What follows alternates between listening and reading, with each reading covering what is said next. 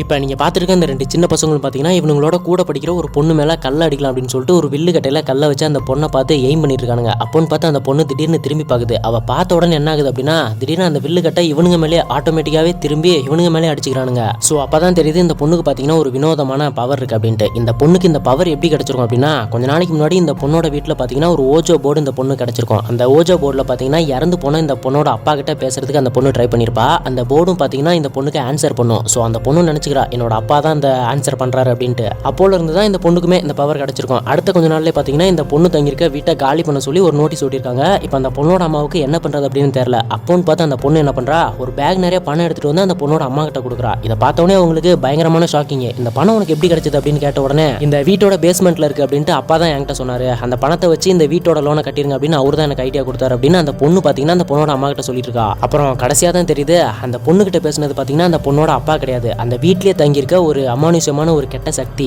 அந்த கெட்ட சக்தி தான் இவங்க அந்த வீட்டை காலி பண்ணாம இங்கே இருக்கணும் அப்படின்னு நினைச்சு அந்த பணத்தை அந்த பொண்ணு கையில கொடுத்துருக்குது. ஆக்சுவலி இந்த வீடை பாத்தீங்கன்னா ரொம்ப நாளைக்கு முன்னாடி அங்க இருந்து ஒரு சுடுகாட்டுக்கு மேல தான் கட்டியிருக்காங்க. அந்த சுடுகாட்டுல தான் பாத்தீங்கன்னா அந்த பொண்ணு அந்த சின்ன பொண்ணு விளாண்டால அந்த ஓஜோ போர்டுமே அங்கதான் இருந்தது. அந்த போர்டோட ஒன் ஆஃப் த ரூல்ஸ் என்ன அப்படின்னா இந்த போர்டை எக்காரத்தை கொண்டும் சுடுகாட்டுல வச்சு விளையாடவே கூடாது. ஆனா அந்த வீடே சுடுகாட்டுல தான் இருக்கனால அந்த பொண்ணு தெரியாம விளாண்டறா. இப்ப அந்த சுடுகாட்டுல இருக்க மொத்தம் பேயும் பாத்தீங்கன்னா இந்த குடும்பத்தை வந்து பாத்தீங்கன்னா ஆக்கிரமிச்சிருது.